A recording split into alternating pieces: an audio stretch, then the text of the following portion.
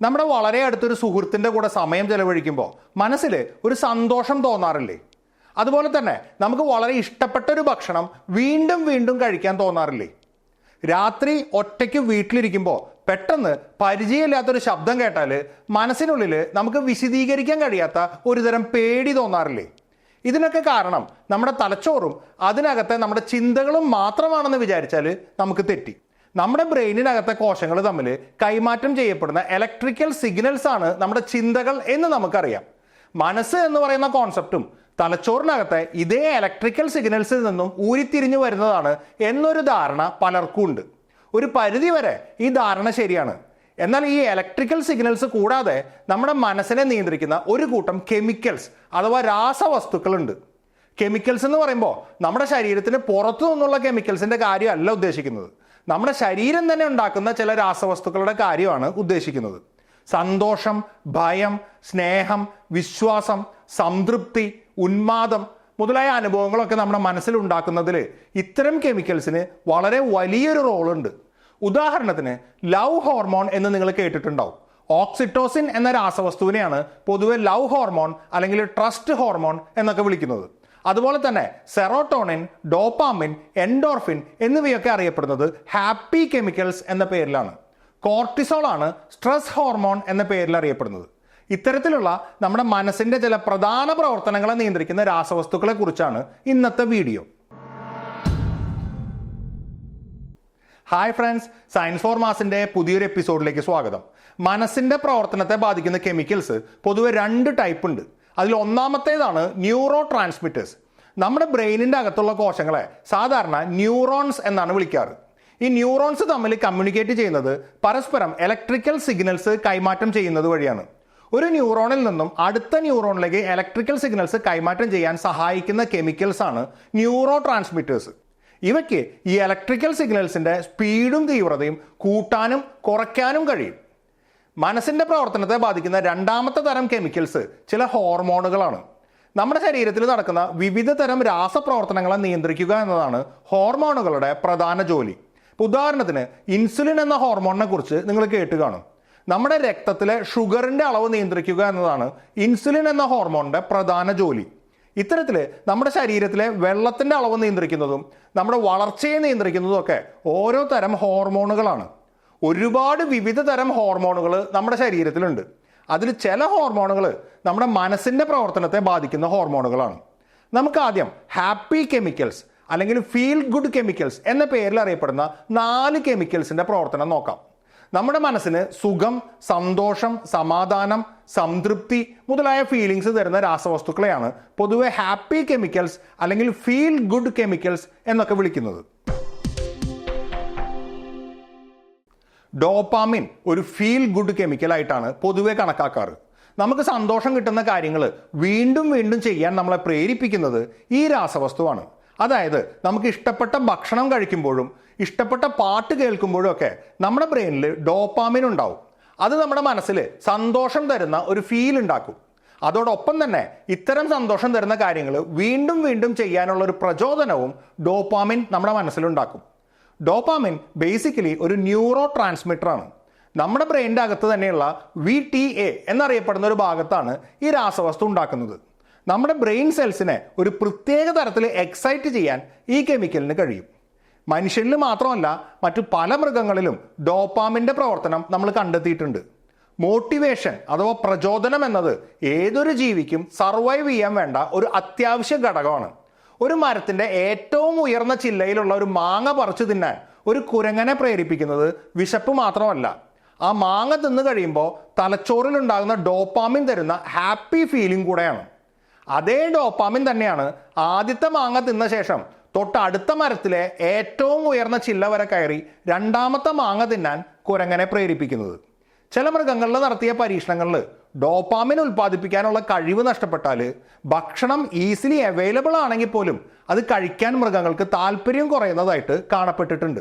അതായത് ജീവിക്കാനുള്ള താല്പര്യം വരെ നഷ്ടപ്പെട്ടൊരവസ്ഥ.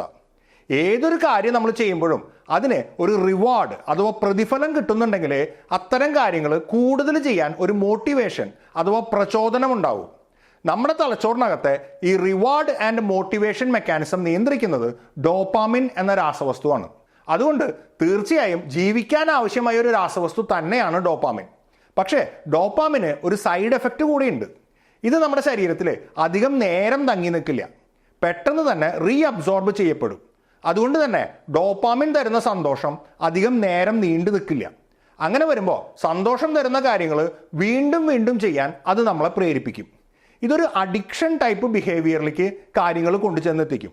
ഇപ്പോൾ ഉദാഹരണത്തിന് വളരെയധികം ഷുഗറുള്ള വസ്തുക്കൾ, അതായത് സോഫ്റ്റ് ഡ്രിങ്ക്സ് പോലെയുള്ള വസ്തുക്കൾ കുടിക്കുമ്പോൾ അത് നമ്മുടെ തലച്ചോറിനകത്ത് ഒരു ഡോപ്പാമിൻ സ്പൈക്ക് ഉണ്ടാക്കും. എന്നാൽ ആ ഡോപ്പാമിൻ സ്പൈക്ക് പെട്ടെന്ന് തന്നെ ഇല്ലാതാവും.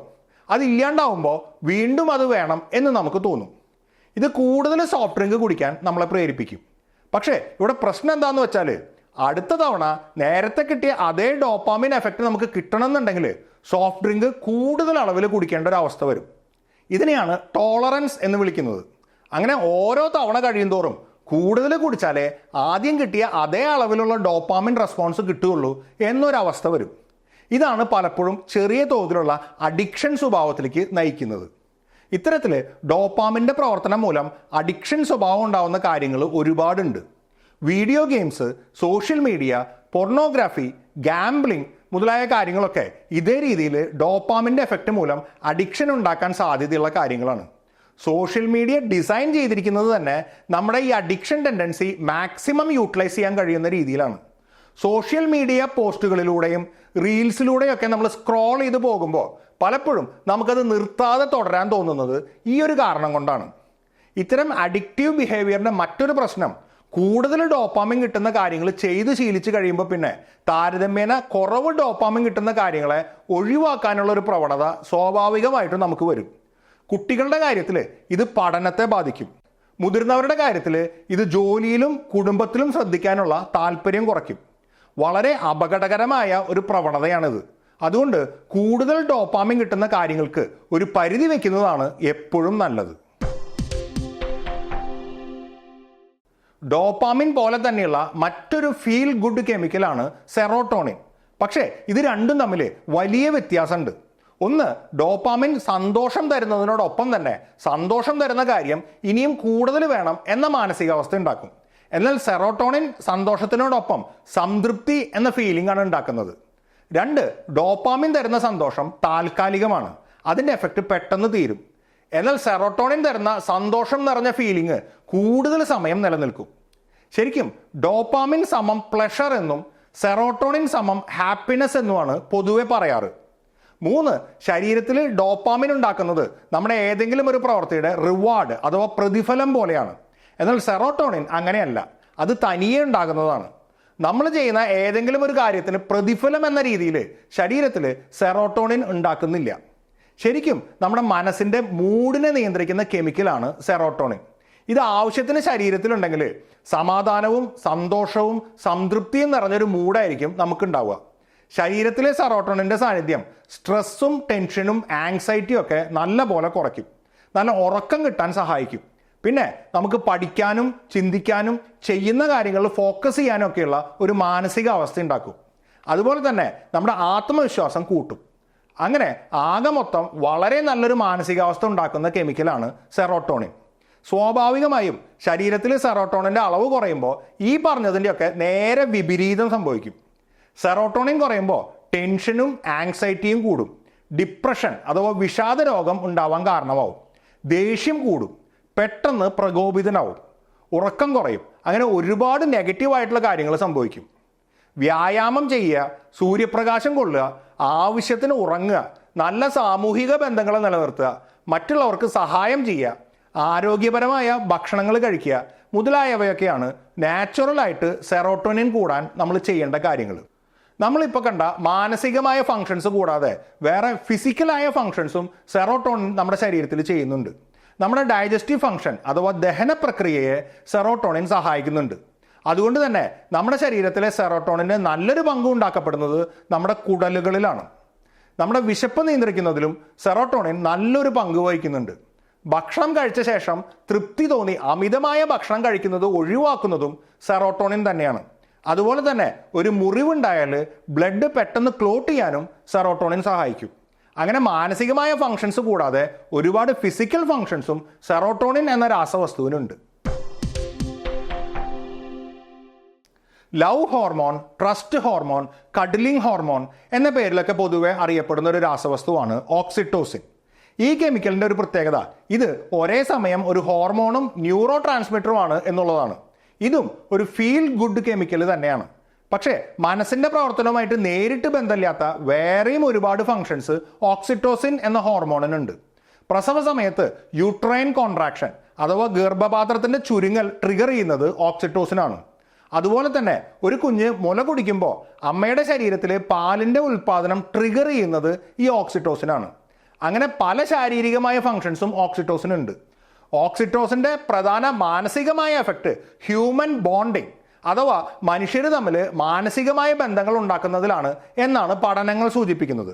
പ്രസവ സമയത്തും പാലൂട്ടുന്ന സമയത്തും അമ്മയുടെ ശരീരത്തിൽ ഈ ഹോർമോൺ ധാരാളമായി ഉണ്ടാകുന്നത് കൊണ്ട് അമ്മയും കുഞ്ഞും തമ്മിലുള്ള മാനസികമായ ബോണ്ടിങ്ങിന് ഓക്സിറ്റോസിൻ വളരെയധികം സഹായകരമാണ്. അതുപോലെ തന്നെ ജീവിത പങ്കാളിയുമായിട്ട് ലൈംഗിക ബന്ധത്തിൽ ഏർപ്പെടുന്ന സമയത്ത് വലിയ തോതിൽ ഓക്സിറ്റോസിൻ ശരീരത്തിൽ ഉൽപ്പാദിപ്പിക്കപ്പെടും. ലൈംഗികമായ അടുപ്പത്തിന് ഉപരിയായിട്ട് പങ്കാളികൾ തമ്മിലുള്ള മാനസികമായ ബന്ധം ദൃഢപ്പെടാൻ ഈ ഓക്സിറ്റോസിൻ വളരെയധികം സഹായിക്കും.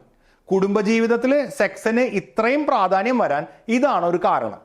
ഇത്രയും കാര്യങ്ങൾ ഒരുപാട് പഠനങ്ങളിൽ നിന്നും തെളിഞ്ഞിട്ടുള്ളതാണ്. അതുകൊണ്ട് ഓക്സിറ്റോസിൻ എന്ന ഹോർമോണിൻ്റെ ഈ പറഞ്ഞ എഫക്റ്റുകളെ കുറിച്ച് നമുക്ക് ഏകദേശം ഉറപ്പാണ്. എന്നാൽ ഇത് കൂടാതെ മറ്റു തരം വ്യക്തിബന്ധങ്ങളിലും സാമൂഹിക ബന്ധങ്ങളിലും ഓക്സിറ്റോസിൻ സഹായകരമാണ് എന്നുള്ള രീതിയിലുള്ള ചില പഠന ഫലങ്ങൾ വന്നിട്ടുണ്ട്. പക്ഷേ ഈ വിഷയത്തിൽ കൂടുതൽ പഠനങ്ങൾ ഇനിയും വരേണ്ടിയിരിക്കുന്നു.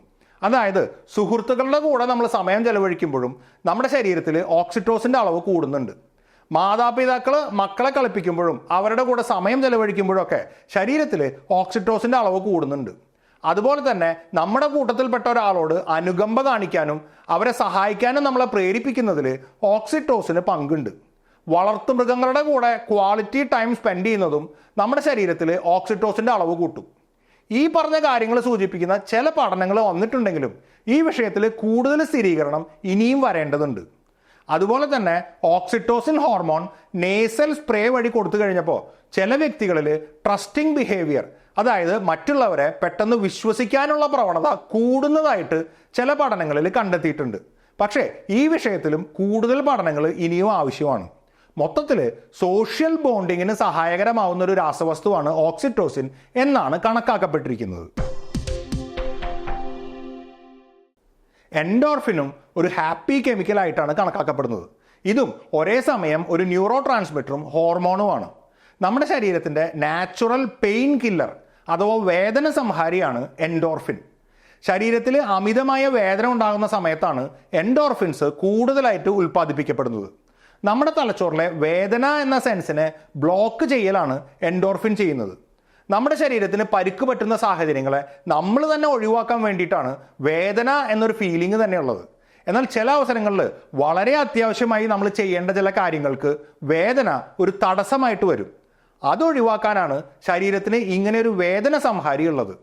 ഉദാഹരണത്തിന് ഒരു മാനിനെ പുലി വേട്ടയാടുന്ന സമയത്ത് മാനിൻ്റെ കാലിന് പരിക്കേറ്റു എന്ന് വിചാരിക്കുക. ആ പരിക്കിൽ നിന്നുള്ള വേദന മൂലം അതിന് ഓടാൻ കഴിയാതെ വന്നാൽ അതിനെ പുലി പിടിച്ചു തിന്നും. അത്തരം അവസരങ്ങളിലാണ് എൻഡോർഫിൻ്റെ പെയിൻ കില്ലിംഗ് എഫക്റ്റ് സഹായകരമാവുന്നത്. അതിനോടൊപ്പം തന്നെ അഡ്രിനാലിൻ പോലെയുള്ള ഹോർമോണുകൾ ശരീരത്തിന് ഊർജ്ജം നൽകുക കൂടെ ചെയ്യുമ്പോൾ വീണ്ടും ശക്തമായിട്ട് ഓടാൻ ആ മാനിന് കഴിയും. വേദന കുറയ്ക്കുന്നതിനോടൊപ്പം തന്നെ എൻഡോർഫിൻ നമ്മുടെ മനസ്സിൽ സുഖകരമായൊരു ഫീലിംഗ് കൂടെ ഉണ്ടാക്കും. എൻഡോർഫിൻ ഉണ്ടാക്കുന്ന ആ ഫീലിങ്ങിനെ യുഫോറിയ എന്നാണ് വിളിക്കുക. മലയാളത്തിൽ ആനന്ദം, സന്തോഷം, ഉല്ലാസം എന്നീ വാക്കുകൾ തമ്മിൽ കാര്യമായൊരു അർത്ഥവ്യത്യാസം നമുക്ക് ഫീൽ ചെയ്യില്ല. എന്നാൽ അതിന് സമാനമായ പ്ലഷർ, ഹാപ്പിനെസ്, യുഫോറിയ എന്നീ വാക്കുകൾക്ക് ഇംഗ്ലീഷിൽ നല്ല അർത്ഥവ്യത്യാസമുണ്ട്. കുറച്ച് ഉന്മാദം കലർന്ന സന്തോഷത്തിനെയാണ് യുഫോറിയ എന്ന് വിളിക്കുന്നത്. ആ ഒരു അവസ്ഥയാണ് എൻഡോർഫിൻ ഉണ്ടാക്കുന്നത്. വേദനയ്ക്ക് പുറമെ ഹെവി എക്സസൈസ് ചെയ്യുമ്പോഴും നമ്മുടെ ശരീരത്തിൽ എൻഡോർഫിൻസ് ഉണ്ടാവും. റണ്ണേഴ്സ് ഹൈ എന്ന് പറയുന്ന ഒരു അവസ്ഥയുണ്ട്. അതായത് ചില ആളുകൾക്ക് അമിതമായിട്ട് എക്സർസൈസ് ചെയ്ത് കഴിയുമ്പോൾ ഒരു യുഫോറിക് ഫീലിംഗ് ഉണ്ടാവും. ഇതിന് കാരണം എൻഡോർഫിൻസ് ആണ്. ഇതുകൂടാതെ എൻഡോർഫിൻ ശരീരത്തിൽ ഡോപ്പാമിൻ പ്രൊഡക്ഷൻ ട്രിഗർ ചെയ്യും. ഈ രണ്ട് രാസവസ്തുക്കളും ചേർന്ന് കഴിയുമ്പോൾ സന്തോഷവും ഉന്മാദവും ചേർന്ന ഒരവസ്ഥ ഉണ്ടാവും. ഇത് ചില ആളുകളെ എക്സർസൈസ് അഡിക്ട്സ് ആക്കി മാറ്റാൻ കാരണമാവും. ഒരു പരിധി വിട്ട് കൂടുതൽ എക്സർസൈസ് ചെയ്യുന്നത് ആരോഗ്യത്തിന് ദോഷകരമാണ്. നമ്മുടെ പൊതുവെയുള്ള മാനസികാവസ്ഥ മെച്ചപ്പെടുത്തുക, ഉറക്കം മെച്ചപ്പെടുത്തുക, വിശപ്പ് കുറയ്ക്കുക, രോഗപ്രതിരോധ ശേഷി വർദ്ധിപ്പിക്കുക മുതലായവയൊക്കെ എൻഡോർഫിൻസിൻ്റെ എഫക്റ്റുകളാണ്. ആവശ്യത്തിന് വ്യായാമം ചെയ്യുക, സൂര്യപ്രകാശം ഏൽക്കുക, ധ്യാനിക്കുക, സംഗീതം കേൾക്കുക, നന്നായിട്ട് ചിരിക്കുക, മറ്റുള്ളവരോട് കരുണ കാണിക്കുക, ആരോഗ്യപരമായ ഭക്ഷണം കഴിക്കുക മുതലായവയാണ് നാച്ചുറലായിട്ട് എൻഡോർഫിൻ കൂട്ടാൻ നമ്മൾ ചെയ്യേണ്ട കാര്യങ്ങൾ. കോർട്ടിസോള് ഒരു ഹാപ്പി കെമിക്കൽ അല്ല, അത് സ്ട്രെസ് ഹോർമോണാണ്. അതായത് നമുക്ക് സ്ട്രെസ്, ടെൻഷൻ മുതലായ ഫീലിങ്സ് ഉണ്ടാകുമ്പോഴാണ് ശരീരം ഈ ഹോർമോൺ കൂടുതലായിട്ട് ഉൽപ്പാദിപ്പിക്കുന്നത്. ഒരു സ്ട്രെസ്ഫുൾ സിറ്റുവേഷൻ എന്ന് പറയുമ്പോൾ നമ്മുടെ ബുദ്ധിയും മനസ്സും ഏറ്റവും അലർട്ടായിട്ട് ഇരിക്കേണ്ട സമയമാണത്. കോർട്ടിസോൾ ശരിക്കും അതാണ് ചെയ്യുന്നത്. അതായത് നമ്മുടെ ബുദ്ധിയെയും മനസ്സിനെയും ജാഗ്രതയോടെ ഇരിക്കാൻ സഹായിക്കുന്ന ഹോർമോണാണ് കോർട്ടിസോള്. പക്ഷേ ശരീരത്തിൻ്റെ മറ്റു പല നോർമൽ ഫങ്ഷൻസിനെയും സ്ലോ ആക്കുകയോ നിർത്തിവെക്കുകയോ ചെയ്തുകൊണ്ടാണ് നമ്മുടെ മാക്സിമം എനർജി ബ്രെയിനിലേക്ക് ഡൈവേർട്ട് ചെയ്യുന്നത്. കുറച്ച് സമയത്തേക്ക് ഇത് ഓക്കെയാണ്. പക്ഷേ നമ്മൾ തുടർച്ചയായിട്ട് ഒരു സ്ട്രെസ്ഫുൾ സിറ്റുവേഷനിലാണ് ഉള്ളതെങ്കിൽ നമ്മുടെ ശരീരത്തിൽ ഈ ഹോർമോൺ തുടർച്ചയായിട്ടുണ്ടായിരിക്കും. അത് ശരീരത്തിന് ദോഷം ചെയ്യും. മാത്രമല്ല നമ്മുടെ ബുദ്ധിയും മനസ്സും തുടർച്ചയായിട്ട് ഒരു ജാഗ്രതാ അവസ്ഥയിൽ ഇരിക്കുക എന്നത് ഒരു പരിധി കഴിയുമ്പോൾ സഹിക്കാവുന്നതിലും അപ്പുറമായി തീരും. തുടർച്ചയായിട്ട് നിലനിൽക്കുന്ന സ്ട്രെസ്സിനെ ക്രോണിക് സ്ട്രെസ് എന്നാണ് വിളിക്കുക. പഠനത്തിനെക്കുറിച്ചും പരീക്ഷകളെക്കുറിച്ചുമുള്ള സ്ട്രെസ്, ജോലിയുടെ പ്രഷർ മൂലമുള്ള സ്ട്രെസ് മുതലായവയൊക്കെ ഇത്തരത്തിലുള്ള ക്രോണിക് സ്ട്രെസ്സുകളാണ്. ഇത്തരം സ്ട്രെസ് ശരീരത്തിലുള്ള കോർട്ടിസോളിൻ്റെ അളവ് സ്ഥിരമായിട്ട് കൂട്ടും. അത് ശാരീരികവും മാനസികവുമായ ആരോഗ്യത്തിന് വളരെയധികം ദോഷം ചെയ്യും. മാത്രമല്ല കോർട്ടിസോളിൻ്റെ സാന്നിധ്യം സെറോട്ടോണിൻ എന്ന ഹാപ്പി കെമിക്കലിൻ്റെ പ്രൊഡക്ഷൻ കുറയ്ക്കും. അത് മനസ്സിൻ്റെ സന്തോഷം കുറയാനും സ്ട്രെസ് ലെവൽസ് പിന്നെയും കൂടാനും കാരണമാകും. സ്ട്രെസ്ഫുൾ സിറ്റുവേഷൻസിൽ നമ്മുടെ ശരീരം ഉണ്ടാക്കുന്ന മറ്റൊരു ഹോർമോണാണ് അഡ്രിനാലിൻ. അഡ്രിനാലിൻ നിങ്ങൾ ചിലർക്കെങ്കിലും കേട്ടുപരിചയമുള്ള ഒരു ഹോർമോണായിരിക്കും. അക്യൂട്ട് സ്ട്രെസ് അഥവാ കുറച്ച് നേരത്തേക്കുള്ള വലിയ സ്ട്രെസ്ഫുൾ സിറ്റുവേഷൻ വരുന്ന സമയത്താണ് അഡ്രിനാലിൻ കൂടുതലായിട്ട് ഉൽപ്പാദിപ്പിക്കപ്പെടുന്നത്. അതായത് നമ്മൾ ഫൈറ്റ് ചെയ്ത് നിൽക്കുകയോ അല്ലെങ്കിൽ ഓടി രക്ഷപ്പെടുകയോ ചെയ്യേണ്ട സാഹചര്യങ്ങളിലാണ് അഡ്രിനാലിൻ കൂടുതലായിട്ട് ഉണ്ടാകുന്നത്. ഇത് നമ്മുടെ ശരീരത്തിന് കുറച്ച് നേരത്തേക്ക് ഒരുപാട് ഊർജം തരും. സാധാരണ സമയങ്ങളിൽ നമുക്ക് ചെയ്യാൻ കഴിയാത്ത പല കാര്യങ്ങളും ഇത്തരം അവസരങ്ങളിൽ നമുക്ക് ചെയ്യാൻ കഴിയും. ഇത്തരം സാഹചര്യങ്ങളിൽ നമ്മുടെ സെൻസസ് അഥവാ ഇന്ദ്രിയങ്ങൾ കുറേ കൂടി സെൻസിറ്റീവ് ആവും. നമ്മുടെ ശരീരത്തിന് ഊർജം നൽകുന്നതിനോടൊപ്പം തന്നെ അഡ്രിനാലിൻ നമ്മുടെ മനസ്സിനെയും ബാധിക്കും.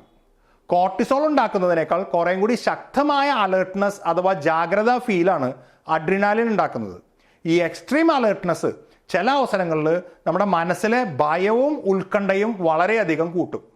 വളരെ ചുരുക്കം ചില സാഹചര്യങ്ങളിൽ ഇത് പാനിക് അറ്റാക്ക് എന്നൊരവസ്ഥയിലേക്ക് നമ്മളെ കൊണ്ട് ചെന്നെത്തിക്കും.